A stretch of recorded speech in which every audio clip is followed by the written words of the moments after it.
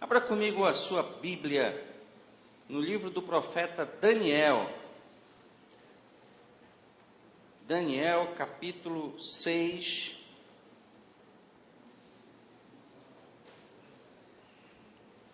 O tema da ministração de hoje é Daniel, um modelo de integridade. Daniel, capítulo 6, história muito conhecida, mas nós não nos focaremos na história em si. Iniciamos lendo esse texto pela força, pela característica que ele faz deste homem de Deus, sem dúvida nenhuma, chamado Daniel. É um dos profetas maiores da Bíblia Sagrada, um dos profetas que teve o seu ministério, um dos ministérios mais extensos e mais impactantes em toda a história de Israel, mesmo que o seu livro seja um livro não tão grande, mas com toda certeza um dos livros mais importantes da Bíblia Sagrada.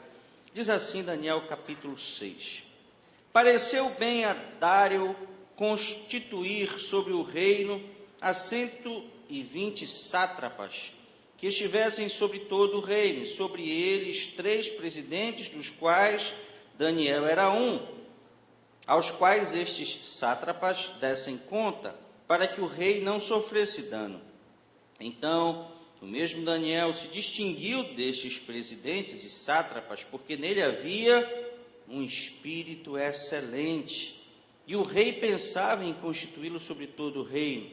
Então, os presidentes e sátrapas procuraram achar ocasião contra Daniel a respeito do reino, mas não podiam achar ocasião ou culpa alguma, porque ele era fiel e não se achava nele vício nem culpa. Então esses homens disseram: nunca acharemos ocasião alguma contra este Daniel, se não a procurarmos contra ele na lei do seu Deus. Esses homens disseram: nunca acharemos ocasião alguma contra este Daniel, se não a procurarmos contra ele na lei do seu Deus. Feche os seus olhos mais uma vez. Pai, muito obrigado por essa oportunidade que nos dá de estarmos reunidos como teu povo nesta casa de adoração, de louvor, de oração, onde os nossos dons e ministérios são postos à tua disposição, a serviço uns dos outros, especialmente do Senhor. Que fales conosco nessa manhã, precisamos ouvir a tua voz, ó Deus. Traz nossa mente cativa à tua presença, que possamos sair daqui renovados pelo poder da tua palavra. Nos ajuda, nos ilumina, nos guia. Espírito Santo, é o que nós pedimos em nome de Jesus. Amém e amém. Daniel, um modelo de integridade. Às vezes nós nos dispomos a ministrar ou a ensinar a respeito de um determinado tema, e o pastor Monteiro já teve a oportunidade de compartilhar dessa experiência com a igreja em várias oportunidades, em vários momentos, mas de repente nós somos impactados por uma informação, uma notícia, algo que parece nos redirecionar, e é o Espírito Santo nos redirecionando para uma outra direção, para uma outra abordagem.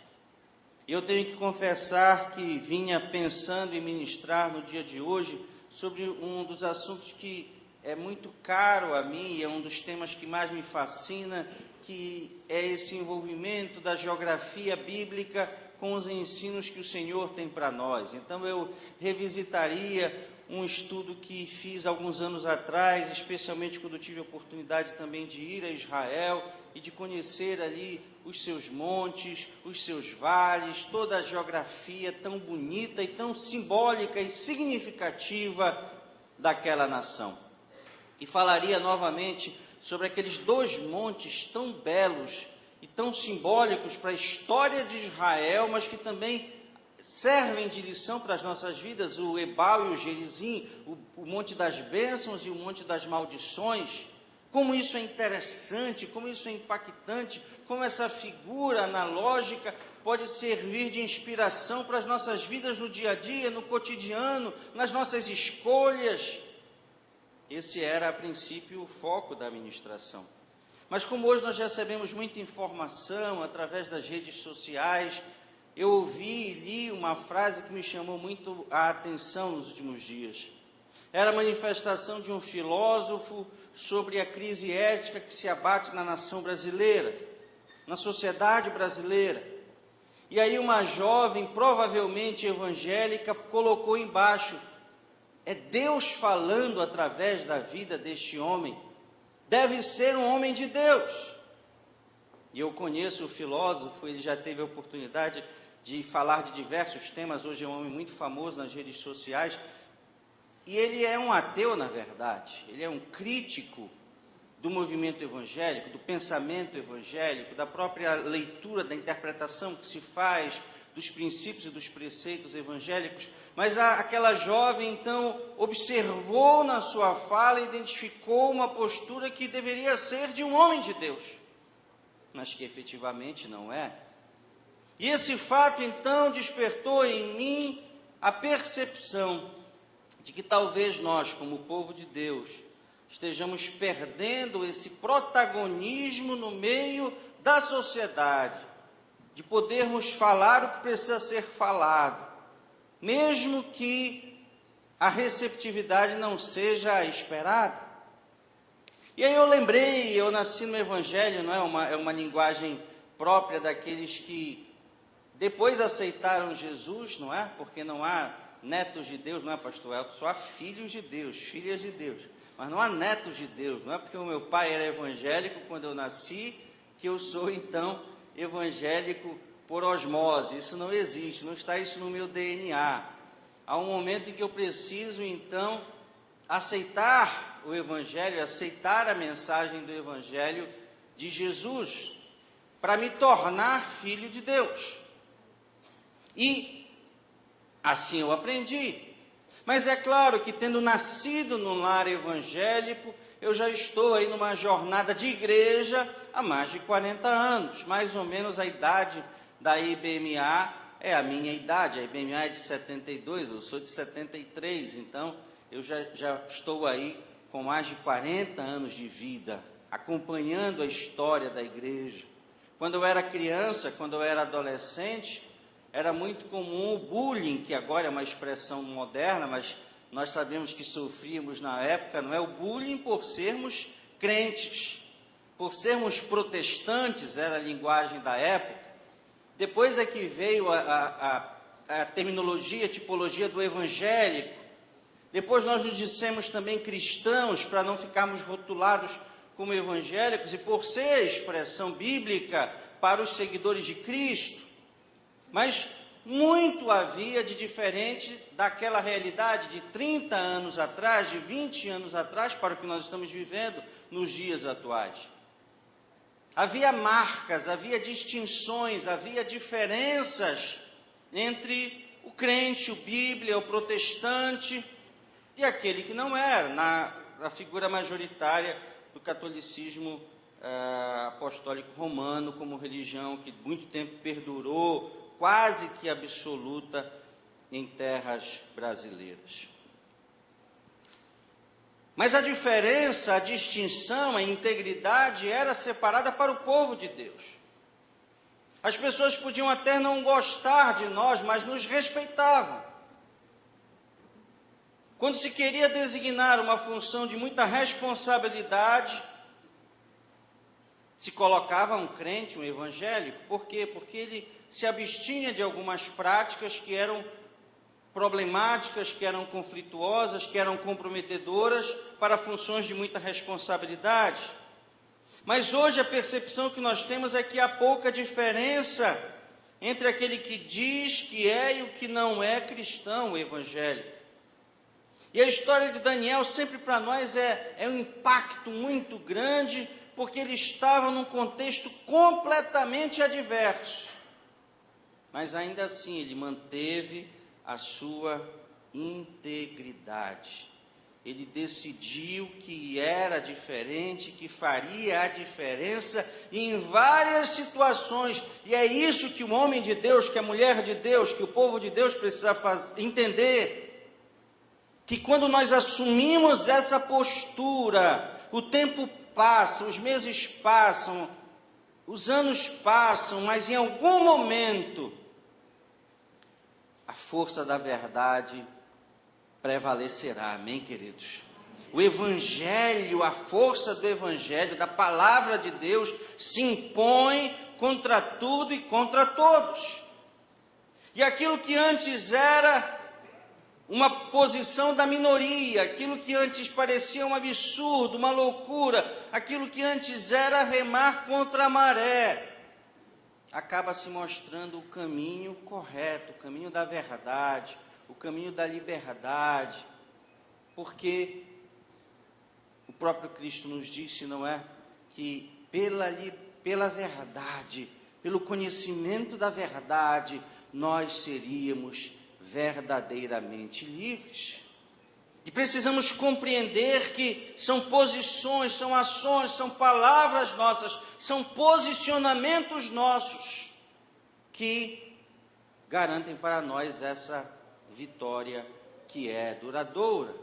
Eu não esqueço, até porque durante um bom tempo foi o nome de uma parte das nossas células familiares, depois as células ganharam uma outra dimensão, mas durante muito tempo as células vinculadas a mim, a minha esposa, eram células Chamá. E Chamá é um homem pouco falado, há uma referência pequena a ele na Bíblia Sagrada, mas é uma das mais belas histórias contidas naquele contexto ali da história e das narrativas vinculadas a Davi.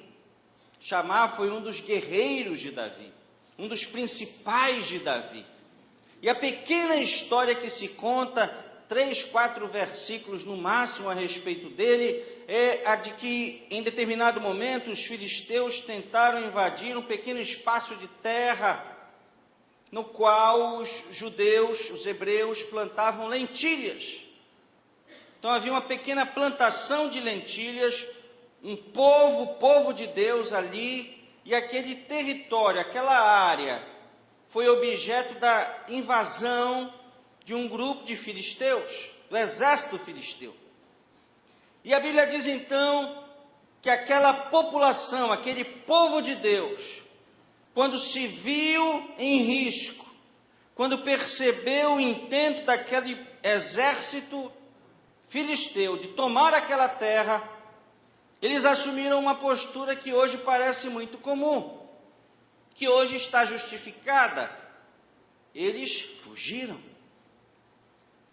Aquele campo de lentilhas era tudo para eles, mas eles decidiram virar as costas, aquela bênção que Deus tinha lhes dado, aquela responsabilidade que tinham em relação àquele pedaço de terra, e fugiram. Todos, menos um. E esse foi Samá. E a Bíblia diz que Samá então se pôs no meio daquele campo, ergueu a sua espada e lutou contra todos aqueles filisteus. E o texto bíblico é claro, é fulminante, é determinante ao dizer que Deus deu a Samá a vitória contra todos aqueles filisteus. Um homem decidido a lutar por aquilo que sabia que era importante para aquele povo e para Deus. Mesmo vendo todos os seus irmãos acovardados, virando as costas, fugindo de medo, ele decidiu lutar e Deus lhe deu a vitória. Por isso ele era grande, por isso ele é lembrado, por isso ele está na galeria dos grandes lutadores, dos grandes guerreiros de Davi. Como Josué e Calebe, que foram com os 12 espias até Canaã, conhecer da terra. Eles viram as mesmas coisas, irmãos e irmãs. Eles observaram as mesmas coisas. eles viram os homens grandes, eles viram os exércitos, eles viram o que tinha lá de bom e de ruim. Mas a mensagem que aqueles 12 homens trouxeram foi diferente. 10 deles, a maioria, só deram ênfase nas coisas ruins, nos riscos, nos perigos, no tamanho dos opositores. Mas 2 homens tinham uma outra visão, eles viram tudo aquilo, eles observaram os mesmos riscos e os mesmos perigos, mas eles tinham uma outra perspectiva da vida. Eles sabiam quem era o Deus que os havia tirado do Egito depois das pragas. Eles sabiam que um Deus que havia feito o mar vermelho se abrir para que eles pudessem seguir a pés enxutos. Eles sabiam que um Deus que mandava maná, codornizas, que fazia com que uma coluna de fogo os aquecesse durante a noite, que uma grande coluna, uma grande nuvem criasse uma sombra permanente sobre aquele povo durante uma jornada. Esse mesmo Deus os livraria de todo e qualquer inimigo naquela terra prometida. E por isso, até hoje, eles são lembrados. Quais os nomes dos 10 espias que trouxeram as más notícias? Ninguém sabe, ninguém lembra. Mas você pergunta para uma criança da nossa rede infantil, quais os nomes dos 2 espias que trouxeram boas notícias da visita até Canaã, e eles lhes dirão Josué e Caleb. São homens que fizeram a diferença, homens que marcaram a sua geração, homens que decidiram remar contra a maré, como Daniel, que depois de tantos e tantos anos, olha a história de Daniel, é uma história realizada, ocorrida há mais ou menos 500 anos antes de Cristo. E nós estamos aqui no ano 2016 depois de Cristo. Portanto, há mais de 2.500 anos depois dessas narrativas, ainda aprendendo com Daniel como ser um servo de Deus, que faz a diferença, que é diferente e que marca a sua geração. Daniel fez isso desde a sua mocidade. E aí é uma palavra para os jovens, para os adolescentes. A primeira grande postura, nós já lemos um pouco da história, abrimos lendo Daniel capítulo 6, mas já é o Daniel maduro, já é o Daniel homem, já é o Daniel de alguma forma amadurecido pela vida, pelas experiências. Mas a história de Daniel não começa ali. A diferença que Daniel decidiu fazer na sua geração não se estabeleceu apenas na sua fase adulta, não, jovens, não, adolescentes. Desde que ele era um garoto, desde que ele foi levado cativo para a Babilônia, que era uma tradição da Babilônia, uma diferença, nós aprendemos isso na história bíblica. Os assírios e os babilônicos tinham essa grande diferença. Os babilônicos tomavam um determinado território, mas levavam esse povo cativo. Os assírios arruinavam tudo, era uma outra mentalidade. E aprouve a Deus então que esse cativeiro fosse o cativeiro babilônico, e Daniel então seguiu com alguns dos seus amigos para a Babilônia. E assumiu desde o início um desafio: não conformar-se ao modelo ali estabelecido. Pessoas de todas as tribos foram chamadas para aquele lugar, do povo de Deus e de outros povos. Essa era a tradição. Os príncipes, os melhores, os mais bem preparados, os mais bonitos, os mais saudáveis eram então levados para aquele povo.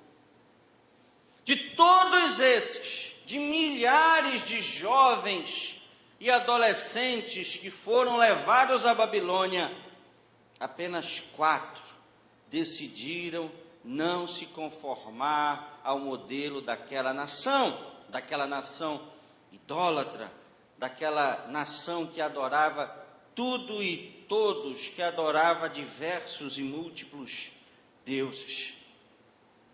É importante nós entendermos que havia um modelo comportamental.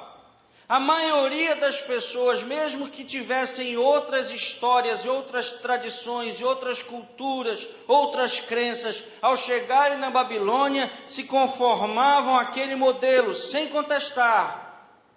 Mas Daniel e os seus amigos não. Os manjares estavam ali preparados para seduzir aqueles jovens príncipes. Mas eles decidiram guardar os seus corações. Eles decidiram ser minoria, eles decidiram remar contra a maré. E é interessante, essa já é a narrativa de Daniel, capítulo 1, é um dos textos mais belos que há para compreender todo esse contexto que nós estamos aqui relatando. É interessante como eles chegam ali e de repente se estabelece um sistema para os mesmos. E alguns poderiam dizer, mas isso é bênção, não é? É comida da melhor qualidade. Mas havia ali um processo de adoração, de oferecimento daqueles alimentos aos deuses da Babilônia. E eles decidiram então não se submeter àquela dieta. E propuseram então a pessoa responsável por eles, que achava que estava lhes fazendo um bem, um desafio: olha, nos deem um outro alimento, apenas água e legumes. E é interessante que ficou algo perigoso para aquele que era responsável, mas eles pediram que assim fosse. Está aqui no verso 8 de Daniel, capítulo 1. Mas Daniel propôs no coração não se contaminar com a porção do manjar do rei. E a Bíblia diz então que Deus deu graça a Daniel e misericórdia diante do chefe dos eunucos. Esse então ficou preocupado: mas se vocês ficarem fracos demais, se vocês ficarem doentes... Daniel era ousado. No verso 12 ele diz: experimenta 10 dias apenas. Então veja se nós estaremos fracos, se nós estaremos mais feios, se nós estaremos desidratados, raquíticos. E no verso 14 se diz que ele então concordou. Parecia uma loucura, mas Daniel era um homem persistente. Daniel era um jovem determinado. Ele era sábio. Ele não agia apenas num confronto direto, rebelde, desobediente, porque isso não leva ninguém a lugar nenhum. Ele estava sendo direcionado por Deus. E de repente, no verso 15 está dito: ao fim dos 10 dias, os 3 jovens, mais Daniel, apareceram com semblantes melhores. Eles estavam mais bem nutridos do que todos os jovens que comiam a porção do manjar do rei. Desta sorte, o guarda tirou a porção do manjar deles e o vinho que deviam beber e lhes dava legumes. Sabe o que esse texto mostra, queridos? Que quando nós agimos direcionados por Deus, não por ímpetos ou iniciativas nossas, não por uma ousadia, nem pelos arroubos da juventude, da capacidade que muitas vezes achamos que nós temos. E eu ouvi há pouco na ministração do louvor, uma das ministras dizendo: Deus, a nossa suficiência está em Ti. E sempre lembramos, o pastor Monteiro sempre nos lembra, que nós aceitamos Jesus como nosso Senhor e Salvador. Às vezes nós queremos a salvação, todos querem a salvação, todos querem garantir o seu lugar no céu, todos querem estabelecer um destino de bênção, de vida eterna, de alegria ao lado de Deus. Mas isso é um momento futuro, Por mais que a salvação seja agora garantida pelo sacrifício de Jesus na cruz do Calvário, os efeitos da salvação só serão usufruídos na eternidade. Por isso é que no hoje, o que faz a diferença na vida de um crente é o senhorio de Cristo. Por isso é que nós o aceitamos, não é, pastor Monteiro, primeiro como Senhor e depois como Salvador. Tê-lo apenas como Salvador é experimentar uma parte do todo que Deus tem para nós. E aqueles jovens então compreenderam isso. E quando nós temos essa percepção de que Deus é o nosso Senhor e de que Ele dirige as nossas ações, por mais absurdas que possam parecer, olha a história de Samar aqui, se colocando, se repetindo.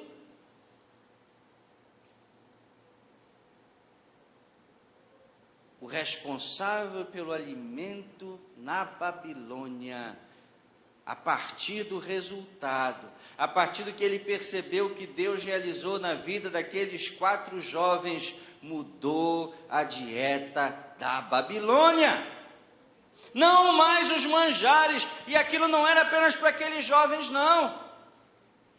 Ora, se comer legumes e água, ao invés de manjar e vinho, traz mais força, traz mais beleza, traz mais energia, muda-se o cardápio. E a decisão daqueles 4 jovens, liderados por Daniel, fez com que o cardápio servido aos jovens, aos príncipes da Babilônia, fosse mudado. Sabem, queridos, nós temos que acreditar que isso é possível. Nós temos que crer que decisões nossas, que posturas nossas, assumidas diante de um mundo imerso na maldade, que desde o tempo de Cristo já jazia no maligno e hoje muito mais, imerso nas trevas, que esse mundo, que essa sociedade, ou que parte dessa sociedade pode ser mudada, pode ser revolucionada pela decisão de um homem de Deus e de uma mulher de Deus. Se há homens de Deus e mulheres de Deus dispostos a isso nessa manhã, aplaudam ao Senhor e digam: eis-me aqui, Senhor. Aleluia.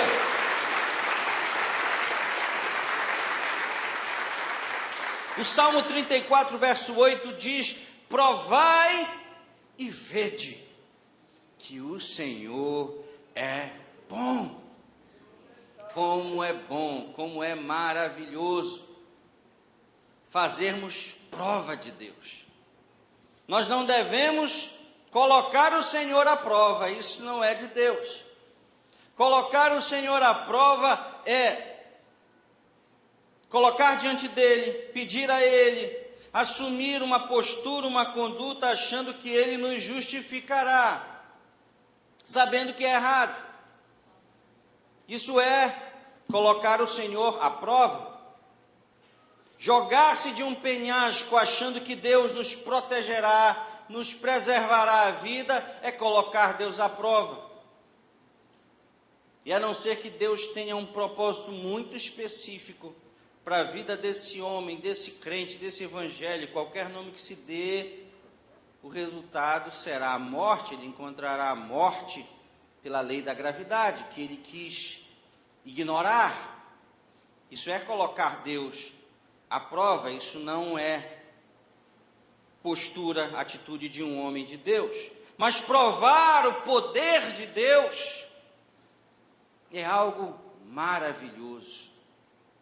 Fazer prova de Deus é algo bíblico. E o fazer prova de Deus é exatamente agir contra uma razão, contra argumentos humanos, científicos, que vão de encontro, não ao encontro do que a Bíblia nos ensina.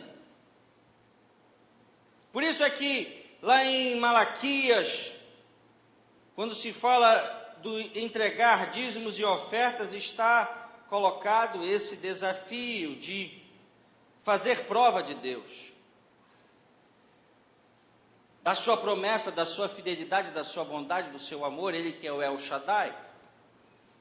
A partir de uma postura de obediência à palavra, contra tudo e contra todos, é possível fazer prova de Deus. Mas nunca um homem de Deus, uma mulher de Deus, coloca o Senhor à prova a partir de absurdos, a partir de equívocos, a partir daquilo que já se sabe que é contrário à vontade de Deus. O homem de Deus, a mulher de Deus sabe fazer essa diferença. É bonito vermos com uma atitude que parecia arriscada, pessoal, parecia uma loucura, mudou a história de um império. O diferente mostrou a diferença e fez a diferença. Esse é o desafio de Deus para todos nós. Em Romanos 12:2 está dito: não vos conformeis com este século, mas transformai-vos pela renovação do vosso entendimento. Essa mudança, essa transformação vem a partir de um processo de inconformidade com aquilo que está ao nosso redor. E será que Daniel foi o único a fazer isso? Não. José no Egito, Esther na corte de Assuero, Esdras com Artaxerxes, todos esses homens decidiram ser diferentes, fazer a diferença, mostrando que havia um outro caminho, mostrando que se poderia assumir um determinado comportamento diferenciado, alternativo àquele que era posto como único. E aquilo que era uma atitude isolada depois se mostrou, volto a dizer, a atitude que agradava a Deus, que quando se agrada a Deus, tenha certeza disso, quando nós estamos ao lado de Deus, com Deus ao nosso lado, nós sempre vamos alcançar a vitória, amém, queridos? Nós sempre vamos mostrar realmente o poder que há no nome do Senhor. E aí vem o Daniel adulto, esse foi o Daniel moço, já ousado, já corajoso, que marcou a sua geração, que mudou a história de um povo, de um império, que alterou o cardápio, que era antes tido como o mais adequado, o poderoso para poder levar os jovens, não é, a um crescimento físico, espiritual, uma atitude, colocando realmente uma situação que agradava a Deus, mudou a história. Mas esse homem segue, porque muitas pessoas iniciam uma jornada cristã e depois, com o passar dos meses, dos anos, das décadas, acabam desanimando. E aí olham muitas vezes para trás, para fotos, para vídeos e dizem: quando eu era jovem, na minha mocidade eu agia assim, dessa forma, eu pregava, eu evangelizava, eu era mais ousado, mas hoje eu sou adulto, eu estou acomodado a outras circunstâncias, eu tenho que pensar na minha família, eu tenho que pensar na minha despesa, eu tenho que pensar na minha subsistência. E algumas pessoas então, que outrora eram idealistas em relação à ética cristã, a uma moral comportamental elevada, diferenciada, acabam se perdendo diante desse mundo mau que nos cerca indiscutivelmente em todos os níveis e de todas as formas. Daniel foi levado a esse confronto em vários outros momentos da sua vida, da sua trajetória. E o segundo momento que nós destacamos é exatamente este, com o qual inauguramos a nossa ministração, Daniel capítulo 6. Porque o sucesso e a integridade de Daniel fizeram com que muitos inimigos se levantassem contra ele. E aí nós já destacamos aqui as características de Daniel, que em qualquer contexto teórico, em qualquer livro de liderança dos nossos dias, Em qualquer livro que fale das grandes corporações, de como ser um homem de sucesso, de como alcançar os grandes patamares nas empresas, seriam características a ser buscadas, louvadas, incentivadas. Vejam aqui, não é? Ele era um homem íntegro, ele não tinha culpa, ele era fiel, ele não tinha vícios. Ora, quem não quer um funcionário assim? Quem não quer um servidor, um colaborador assim, um gerente, um diretor, um presidente, que tenha essas características? Mas assim como nos nossos dias, nos dias de Daniel, por ele ser assim, por ele ser diferente, mostrar a diferença e fazer a diferença, ele era odiado, ele era perseguido, ele era invejado. E a Bíblia diz que um complô, um verdadeiro complô se levanta contra aquele homem de Deus. Nos versos 6 a 11, esses presidentes, eram dois, ele era um deles, não é? Mas ele acabava se destacando por essas características. Esses presidentes, esses sátrapas, intentam um complô contra Daniel. Mas diante daquele contexto absolutamente adverso, mais uma vez, Daniel escolhe fazer o que sabia ser certo. Aqueles homens criam uma legislação para constrangê-lo, direcionada única e exclusivamente para ele. E aqui nos versos 10 e 11 está dito: ora, quando Daniel soube que a escritura estava assinada, entrou em sua casa, no seu quarto em cima, onde estavam abertas as janelas para o lado de Jerusalém, e 3 vezes no dia se punha de joelhos e orava e dava graças diante do seu Deus, como também antes costumava fazer. Essa era a prática, esse era o cotidiano de Daniel. Ele era um homem de oração, e ele não estava disposto a mudar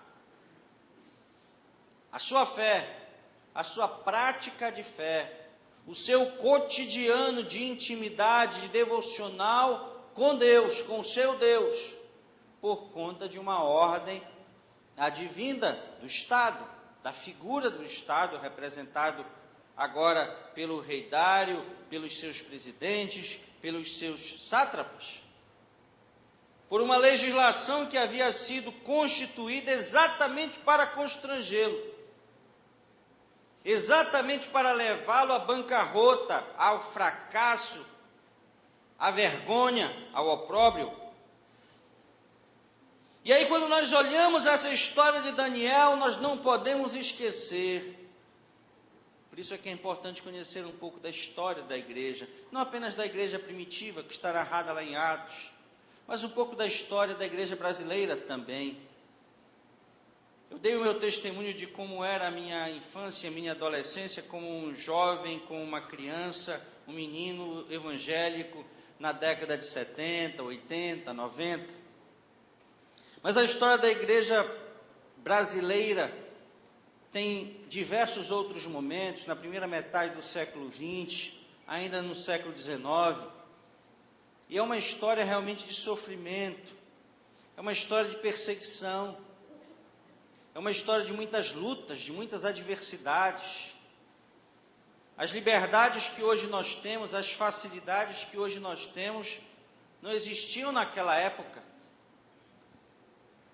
Mas nós não conseguimos mensurar e ter a certeza de que a igreja evangélica do século XXI agrada mais a Deus do que a igreja evangélica da primeira metade do século XX. Não sei. Por mais que tenhamos crescido, por mais que tenhamos nos fortalecido, e o crescimento aqui é essencialmente numérico, quantitativo, nós não podemos ter a certeza de que hoje estamos mais próximos da vontade de Deus do que aqueles nossos irmãos que na primeira metade do século XX, ainda no século XIX, eram perseguidos, não podiam comprar, não podiam vender, tinham dificuldade em enterrar os seus mortos, não conseguiam ascender nas grandes empresas e corporações, porque havia uma perseguição instaurada. Só Deus sabe, talvez um dia nós tenhamos a condição, ou as condições de olharmos para trás e fazermos essa avaliação. Mas nós precisamos pensar nisso, porque se Daniel assumiu essa posição, quando nós vamos lá para a igreja primitiva em Atos, e esse é sem dúvida um dos textos mais importantes de toda a Bíblia Sagrada, especialmente para os nossos dias. Dias que clamam por um novo posicionamento da igreja evangélica, por uma reforma interna. Não há necessidade de uma nova ruptura, da criação de novas denominações, nada disso. Mas é preciso que haja uma análise crítica da nossa realidade, da nossa situação, para que uma reforma interna aconteça na igreja do Senhor dos nossos dias. E lá em Atos capítulo 5, como em várias outras situações no contexto da igreja primitiva, por assumirem determinadas posturas contrárias ao interesse de uma organização religiosa majoritária, e muitas vezes do próprio Estado, os discípulos de Jesus, os apóstolos, eram levados ao cárcere.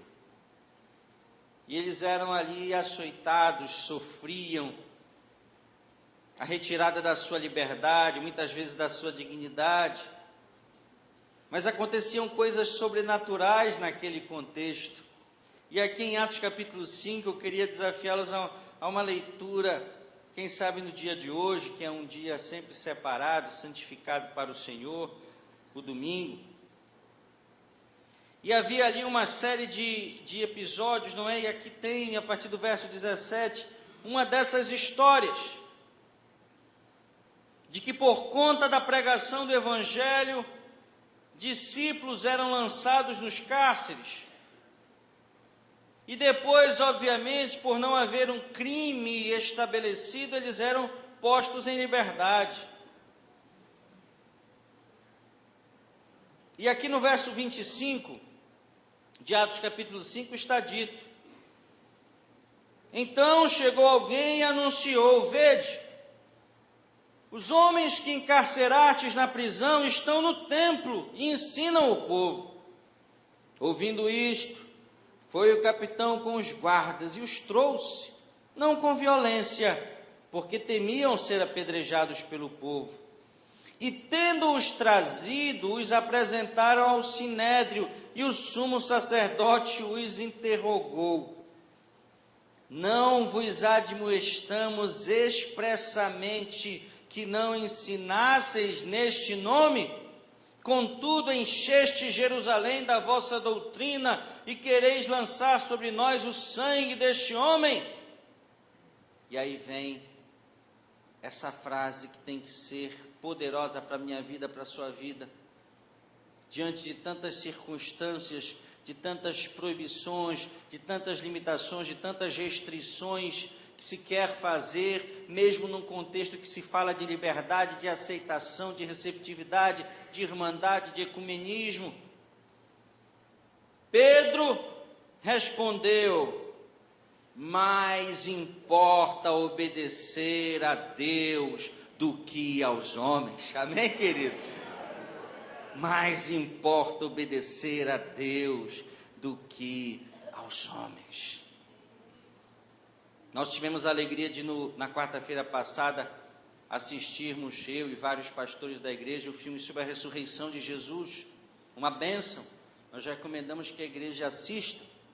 É, sem dúvida nenhuma, um filme inspirador, de como a mensagem da ressurreição de Jesus pode mudar uma vida, transformar uma realidade, mudar uma história. E vem aí o outro filme, que é Deus Não Está Morto 2. E agora nós vamos ver que o discurso, a disputa que antes era na academia, agora está nos tribunais, a partir da legislação que se quer implementar em algumas localidades, especialmente norte-americanas, onde isso já é conhecido, da proibição da pregação do Evangelho, da simples referência do Evangelho de Jesus. E é um filme também que deve ser visto pela igreja, porque nos ensina, nos desperta para posicionamentos que precisamos assumir. E essa frase de Pedro e dos apóstolos vai nessa direção: mais importa obedecer, agradar, alegrar a Deus do que aos homens. É uma escolha, é uma opção. Daniel foi posto à prova também, na cova dos leões, morte certa, porque ele desobedeceu a ordem, a legislação de Dário. Algo deveria acontecer, mas não aconteceu. E por quê? Por que Daniel não foi morto pelos leões? Está aqui no verso 22. O meu Deus enviou o seu anjo e fechou a boca dos leões, para que não me fizessem dano, porque foi achado em mim inocência diante dele. Inocência diante de Deus. O verso 23 diz: então o rei muito se alegrou e mandou tirar a Daniel da cova. E quando Daniel foi tirado da cova, nenhum dano se achou nele, porque crera no seu Deus. Queridos, nenhuma narrativa bíblica, seja de Daniel, seja de Davi, seja dos homens na fornalha de fogo, seja de Samá, que há pouco eu fiz referência, nenhuma narrativa bíblica atribui o resultado da vitória, o resultado do embate, ao próprio homem, mas sim a Deus. Foi Deus quem livrou Daniel da cova dos leões, porque ele crera no seu Deus. A cova era um julgamento, como o deserto foi um julgamento para o povo de Israel. Às vezes nós nos sentimos cercados de leões, no trabalho, na faculdade, na rua, em casa. Davi escreveu a respeito disso no Salmo 57, que depois com calma os irmãos podem ler na sua totalidade. O Salmo 57, belíssimo salmo de Davi. Ele pede: Deus, tem misericórdia de mim, pois a minha alma em ti se refugia. E ele vem narrando uma série de circunstâncias, de situações nas quais estava imerso. Ele se sentia cercado por leões, por bestas famintas, lanças, flechas, línguas afiadas, direcionadas a ele. Mas ele termina dizendo: pois grande é o teu amor e alcança até os céus, a tua verdade alcança até as nuvens. Sê exaltado, Deus, acima dos céus, seja a tua glória sobre toda a terra. Davi, como poucos, sabia, e Daniel fez isso. E aqueles homens que foram levados ao cárcere para nunca mais falarem de Jesus também sabiam disso. Porque a Bíblia diz que em algumas circunstâncias, em alguns casos, aprisionados como estavam, acorrentados nos calabouços, eles cantavam em adoração a Deus. E Davi sabia que podia estar passando por qualquer circunstância que fosse, no final daquela história, ele seria o vencedor. E é essa certeza que tem que estar no nosso coração. Daniel adentrou aquela cova dos leões tendo certeza de que nenhum mal o atingiria, de que de alguma forma, de que de alguma maneira Deus o livraria. Deus estaria com ele. E essa certeza tem que estar nos nossos corações também. Muitas vezes pessoas querem nos destruir por causa da nossa fé, das nossas escolhas, colocam armadilhas diante de nós, querem nos impedir de fazer o que agrada a Deus. O reino das trevas também assim milita. A quantidade de amor, entenda definitivamente isso, querido, querida. A quantidade de amor que Deus tem por mim e por você, o tanto que Deus quer nos abençoar, tem uma proporção inversa. É a quantidade de ódio, de raiva, de ciúmes, de maus pensamentos e sentimentos que Satanás, os seus demônios, todo o inferno tem a nosso respeito. É por isso que às vezes nós nos sentimos cercados pelos inimigos. É por isso que às vezes nós sentimos que o mal está tão próximo de nós, e está. E a Bíblia diz que assim está, lá em 1 Pedro, capítulo 5, 8, nós encontramos a informação de que o inimigo está ao nosso derredor, como um leão, querendo nos tragar, querendo nos destruir. Portanto, essa informação, esse sentimento que muitas vezes você tem, ele não é falso, a Bíblia diz que assim é. Está aqui, 1 Pedro capítulo 5, 8, o vosso adversário, o diabo, anda em derredor, rugindo como um leão, buscando a quem possa tragar. E ele traga alguns que permitem que esse perímetro espiritual seja transposto. Porque para os filhos de Deus, a informação que nós temos é que nos que são do Senhor, o diabo não toca, amém, queridos? E que se ele é como um leão que está ao nosso derredor, querendo nos tragar, quem está ao nosso redor como o verdadeiro leão da tribo de Judá é o nosso Senhor e Salvador Jesus Cristo. Aleluia! Glória a Deus! Depois da prova, depois da cova, já encerrando, duas coisas acontecem. A primeira coisa, não é algo que nos dê prazer no campo físico. Às vezes nós lemos a Bíblia e nos surpreendemos, não é? Davi clamando e celebrando pela derrota, pelo fracasso, pela destruição dos seus inimigos. O homem de Deus, a mulher de Deus hoje não age assim.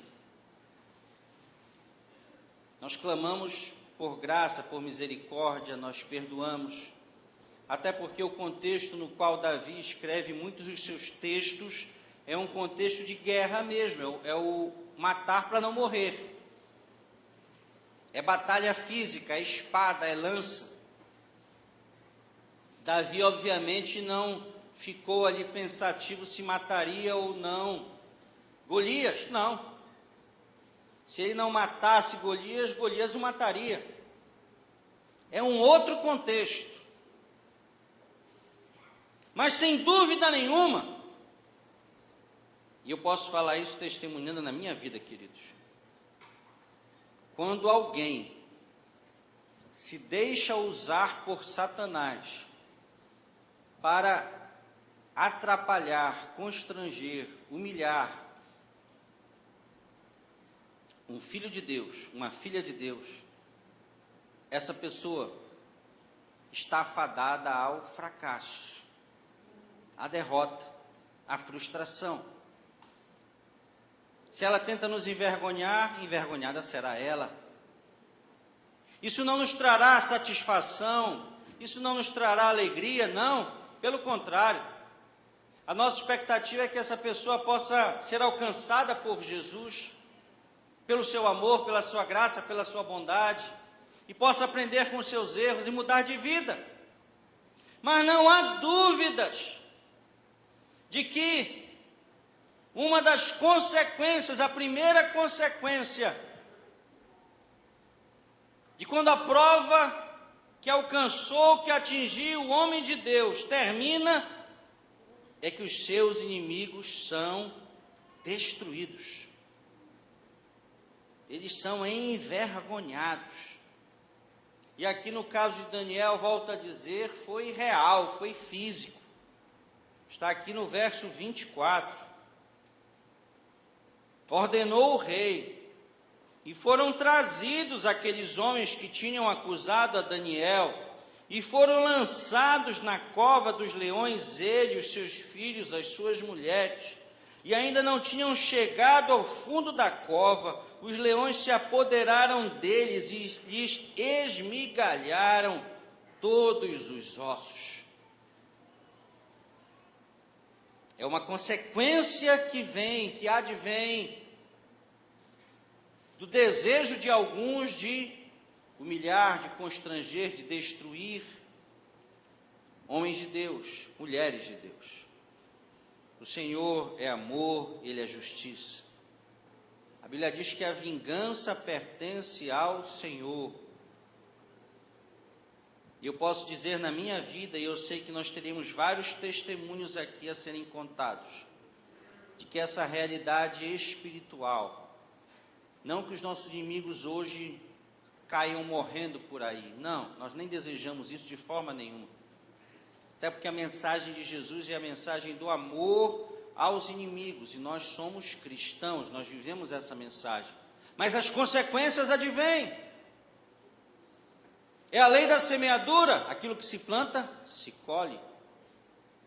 Daniel plantou fé, colheu vitória.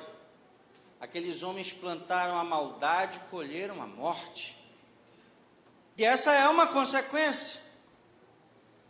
Mas a segunda consequência, que mais nos alegra, que deve ser a razão de ser, de suportarmos, de enfrentarmos as lutas e as tribulações que enfrentamos, com o coração cheio de esperança, de fé, de alegria, é que, depois da prova da cova, o nome do Senhor Deus é glorificado. Está aqui nos versos 25 a 28, assim como Daniel, quando era um adolescente, fez com que a dieta, o menu de toda a Babilônia fosse mudado, por conta de uma decisão dele, agora, com outro rei, um rei idólatra, que não tinha apenas um Deus, mas sim muitos deuses, que nem cria em Deus até então.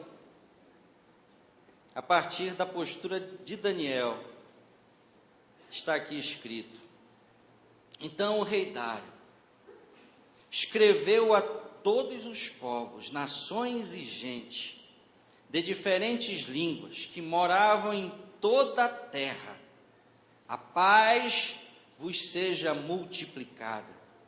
Da minha parte é feito um decreto pelo qual em todo o domínio do meu reino os homens tremam e temam perante o Deus de Daniel, porque Ele é Deus vivo e permanece para sempre.